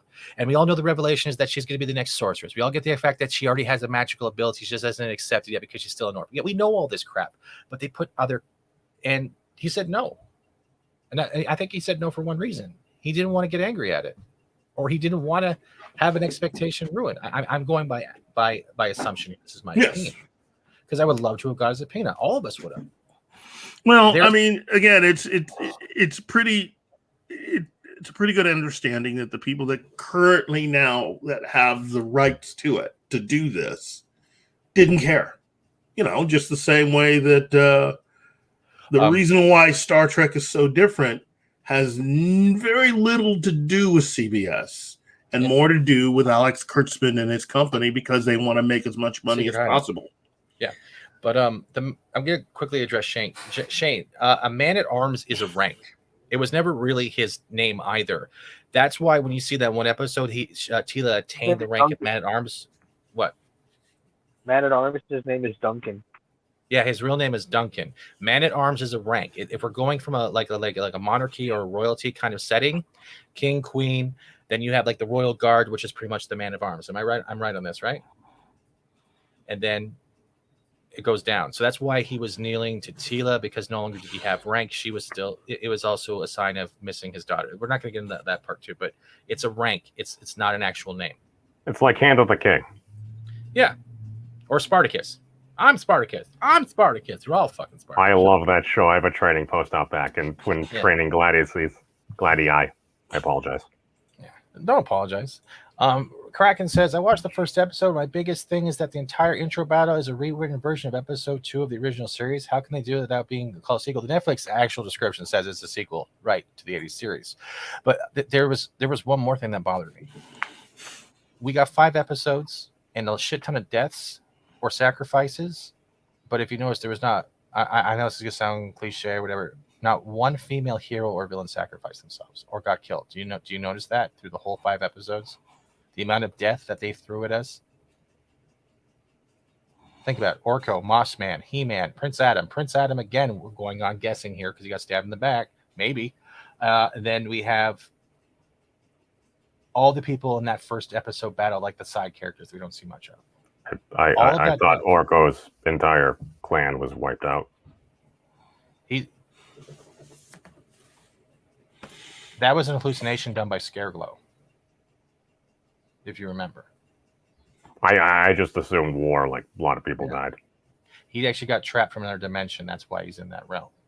He lost his wand. But it's pretty much, it's like a word salad. But the things that they had built that was good, I think they just use it to hurt people. And this series feels more like a knife than just telling a story. Well, what's really and truly awful, in my opinion, about this entire thing was the fact that the idea, he was approached about taking on this project, I think, at one of the Masters of the Universe conventions. He had gone there and was approached by Teddy on behalf of Netflix to do this. And I'm thinking at that point, when he signed the contract to work on this, he was pretty much obligated to do whatever Teddy wanted to do whatever Netflix, or at least Teddy on behalf of Netflix, was telling him to do with this show. So, again, I'm not trying to make any excuses for Kevin. Kevin's a grown man. But I'll go back to what happens. Is it just me, or is it just me, or Xena and Hercules, or Hercules and Xena, are literally based off of He-Man and She-Ra? Mostly, probably. I think I literally just realized that, or at least that's what it looks like, just because I'm reading the Wikipedia. He-Man's based on Conan. He's a knockoff of Conan because they had the rights to do the toys for Conan, and they didn't want to do it because Conan was like a rated R movie. So then it was basically like a rehash. Hey, Thomas. Well, and the other thing was, how Kevin got cast as Hercules, because he had just lost out barely on being Fox Mulder for the X-Files. Can you imagine that? Oh, poor David Duchovny. So his very next doing Hercules.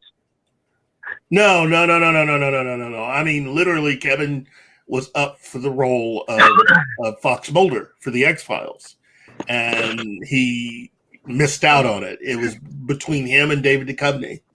And this is Kevin Sorbo, not Smith. I know, but I'm just like saying, like, what if Kevin Sorbo got Fox Mulder and David Duchovny ended up becoming Hercules? Dude, David Duchovny would have had to hit the gym. See, the way Kevin Sorbo looks now is how he's always been. He talks about that in interviews about how he got the part for Hercules, and he didn't realize that Universal and the people that he was actually working for, which is Renaissance Pictures, i.e., Renaissance Television.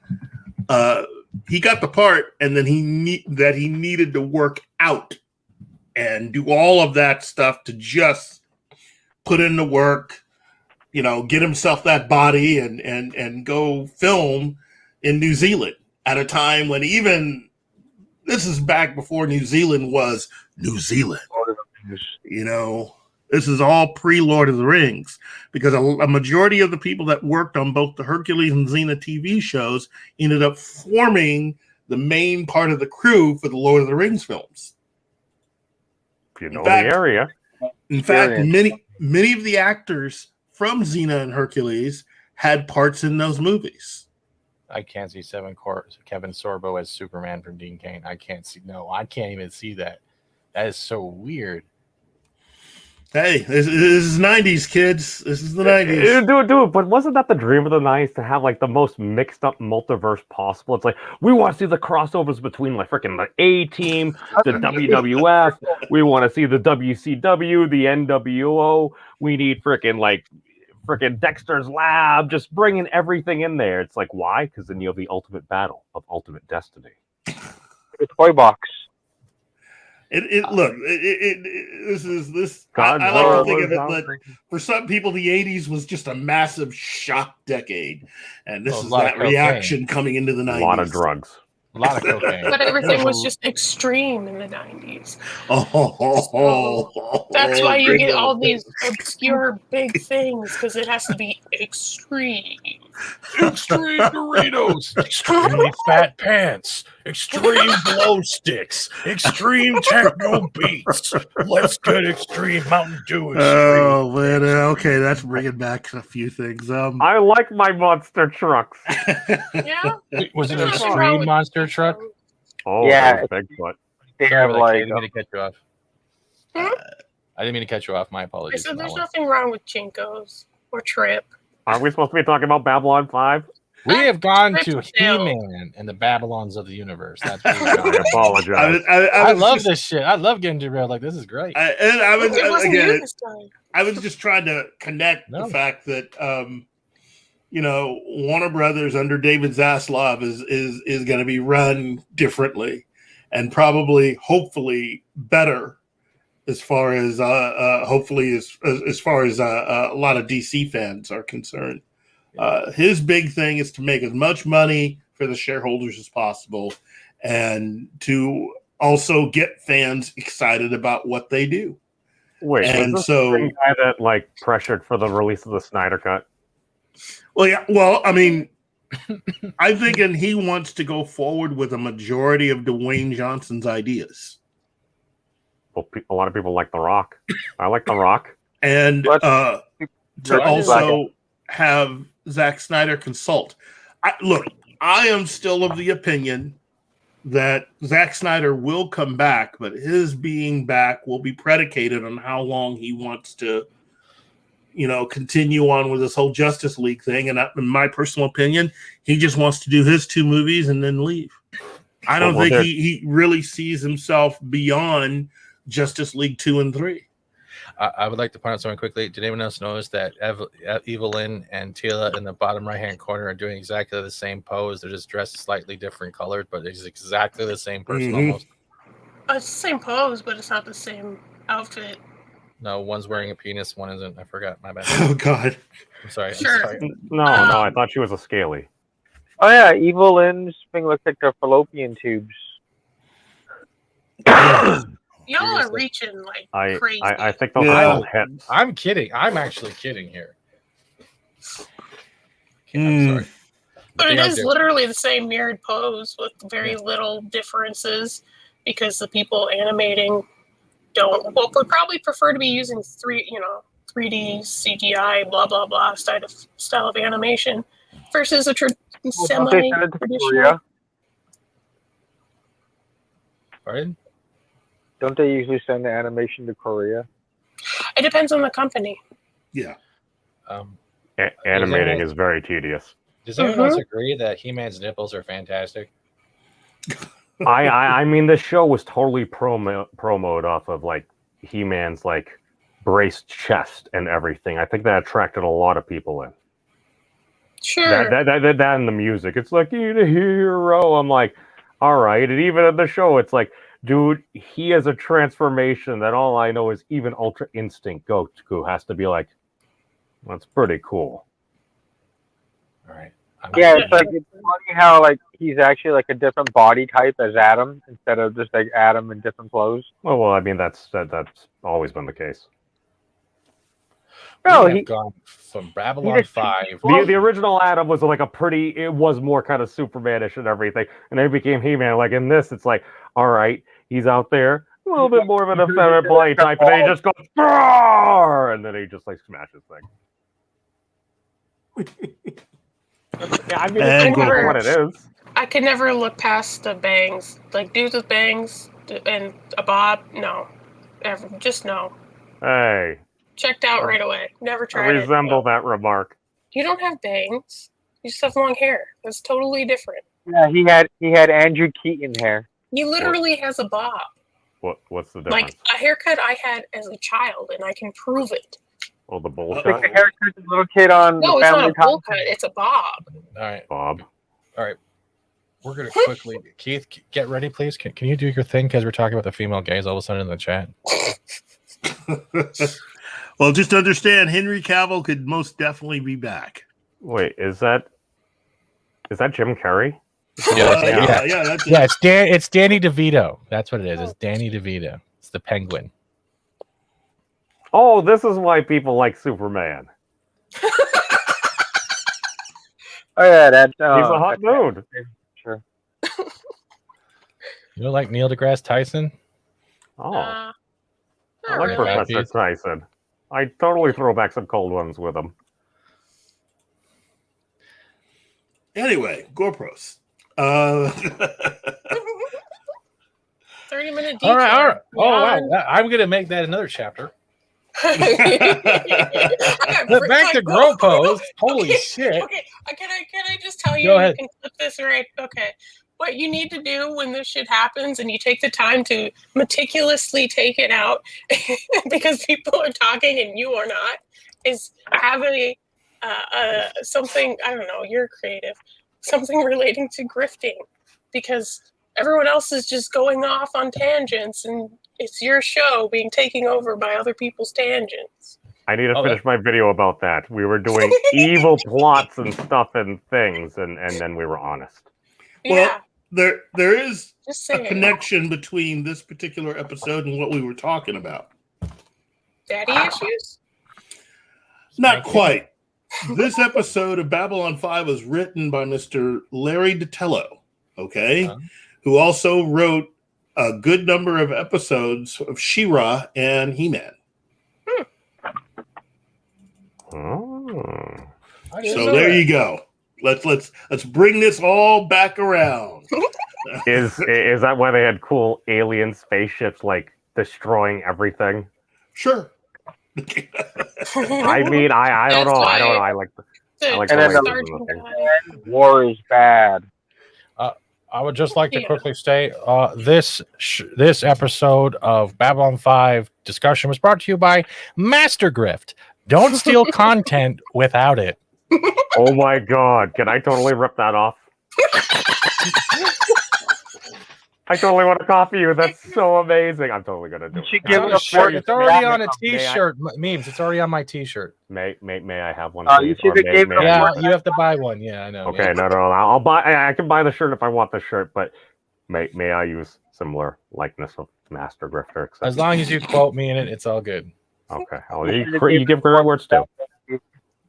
Well, I'll change the stuff and things. Well, if you look at the members in the chat, right, they have a little icon beside their name. It's literally the Grifter character from the comic books. I just put the Steven Seagal head on it, and that's because, yeah, Grifter. It has a double entendre. I love it. Full cash. He also didn't Franklin's dad also play in Star Trek? Wasn't he a captain as well? Probably. No, he was that alien. He was the alien that fought Kirk on that one planet. Yeah. Actually, he was in Star Trek: The Next Generation. Yes. It was he was in an older uniform though, wasn't he? The red ones that Kirk had. No. He played an alien in a famous episode of Next Generation. Where, Darmok. Darmok. Darmok and Jalad at Tanagra. There you go. With arms open, the walls That's it. fell. That's him. They talk with metaphors. Oh, God, I love that episode. That was like a Predator episode on Star Trek. He was also Captain Terrell. Yes, he was. Star Trek II, The Wrath of Khan. Yep. Oh, God. Thank God he got rid of the beard. Well, you're also talking of at least a good 10, 12 years later. So Thank you, Tim. I love you so much right now. Don't forget your Trojan. What? No. That's the whole. Wait, where is it? According to this card, fat is canonical in your first name. Yeah, it pretty much is. What are we gonna name our kid? You haven't noticed that gesture that half the people call him Fats and the other half call him Steven? Like, that's the thing. Make up your mind. Except for Karen Pasha, he just calls me body positive Steven. I'm like, that's too long. I can't write that again. I love it. Yeah, but that's Cameron. He's cool like that. I agree, Nerdporial, and nice to see you here. But getting back to GROPOS, and we can call you BP Steven. Probably one of my top 5 thus far, but I'm not very far. Why is it one of your top 5? I like the dynamic between Stephen Franklin and I don't remember his dad's first name. The rank. Admiral. Yeah. Admiral Franklin. I think their dynamic's interesting. I like how they approach this very common kind of conversation everyone has with a parent at some point, that he's being compared to, who I presume, older sisters. So he's the baby and he gets all the crap, and he's the only boy, so he gets all the crap. And having to get his dad to be on the same page and realize that, I'm grateful for everything and I love my sisters and I love you and Mom, but you got to recognize that, like, we just aren't the same people, and there's nothing wrong with that. So that kind of conversation is nice to see in anything that, I mean, I know this steers more drama, though I think it's very funny as a show. But it's nice to see that in something that has a lot of laughs generally. So. Oh, and I misidentified him. It's actually General Richard Franklin. All right. Can we just call him General Paunch? Because he got that paunch right there. Richard! I got this big wooden stick here with this thing on my hand. I'm going to hurt you. I legitimately thought it was a stogie the first time I watched it. I'm like, that's the best part about the future. You guys notice that they're all smoking stogies in a concealed environment in space, and you're like, yeah, it's recycled air. They'll be fine. Yeah, I know. When I was thinking about it, I'm just like, where's the sprinklers? I like when they do that in any kind of space thing where they try to make it as normal and like real life products as possible, just to even out. It's pressurized, so they have the spin on the station, so it generates gravity. Mm-hmm.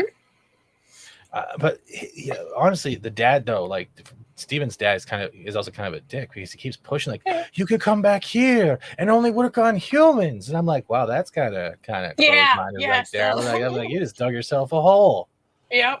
Well, that's an interesting thing that they did a lot in the 90s, is use other allegory things to mean things. This is also a really good episode for some of the other characters.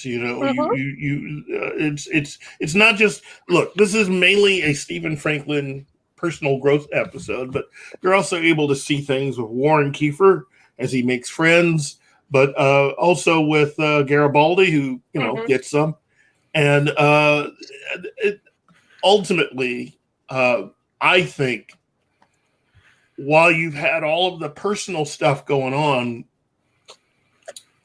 I think for this episode is important because it's not so much that the story moving the characters forward as to an upgrade made to the station.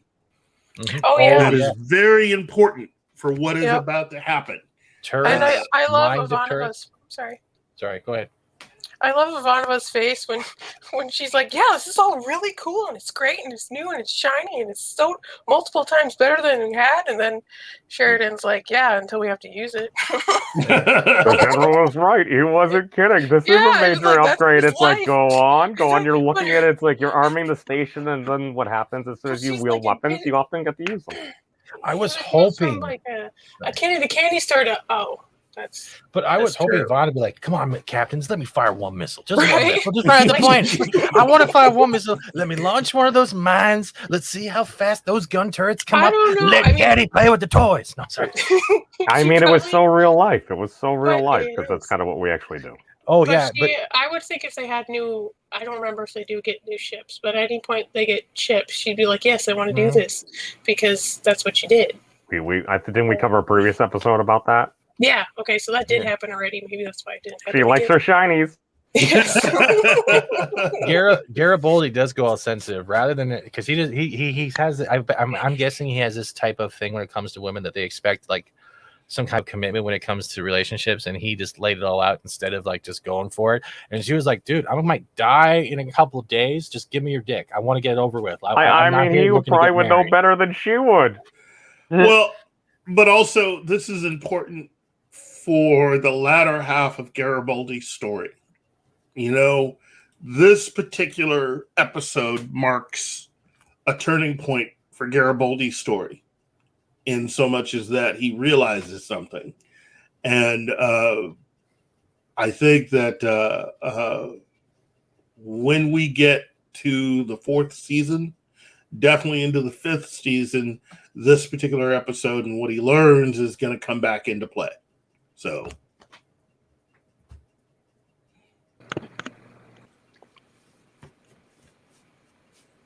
and I just killed the chat. But hey, you know. Everyone's staring at Bruce Willis half naked on the shirt right there. I don't know what her name was.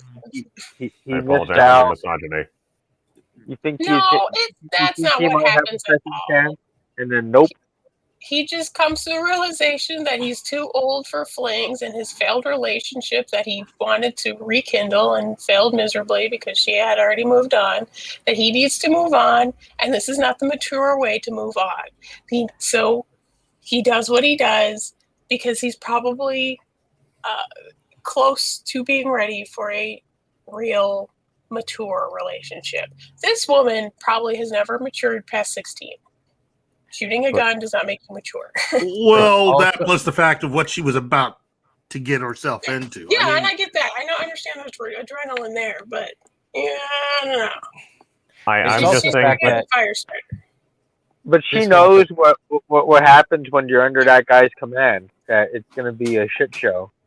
Yeah, but it's also the fact that Steven's been taking over the whole episode, so he couldn't actually get the Viagra delivered to his room in time to have his sexual. You think he's that old? No, we'll never figure out. We'll never figure out what all those amazing things that we never get to find out what happens. Oh, I could say something. Oh, jeez. So he does meet someone later, and he's a little more excited. You know, you've already been introduced to the woman that is the love of his life. So let me just put that there. So good. I think I see this. I'm okay with it. Bester? Bester, no. That's more of a Pink Panther type relationship. You know, Bester's going to continue to be a thorn in Garibaldi's side, and Garibaldi will be that major piece of wood in Bester's side. So he said wood. Yes, he's going to Bester on. Don't get the best of me. But give him a little prick. Bester's going to think he's going to pull one over on the human, and oh man. So, and that's all I can say. That's all I better say, because it's just, as I said before last week, the final conversation between these two is going to be, it's something to read. And yeah. Go Garibaldi. And I want to say thank you to Joseph for that comment. I just saw in the community tab. Thank you so much, man. I appreciate that. But this was better than the other one. This wasn't so dark. It had a lot more humor aspects, especially when they were telling the war stories, which also ended in a sad point. But you can also see the friction, like the way they try to deliver. Like if we're going from Starship Troopers, the air don't get along with the ground, and the ground don't get along with the sea. You know what I mean? They had the whole same type of friction. And that one dude, that bald dude that was crazy, was about to go after Delenn, that started the whole meetup for Garibaldi. Dude, that guy played it great. Yeah, it was a really good episode, and again written by the late great Larry DiTello, who did a fantastic job with that script. I just think that overall, you know, for me as a Babylon 5 fan, I'm just really, really into the military upgrades for the station because they're going to need them. That's just.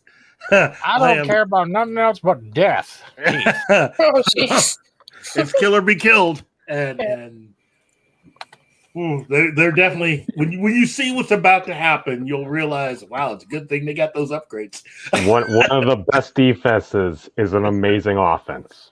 Oh, yes. I say this as a Pats fan. I say this as a Pats fan. Hey, no, our defense stuck. But we needed it too. Brady is GOAT. Brady is GOAT.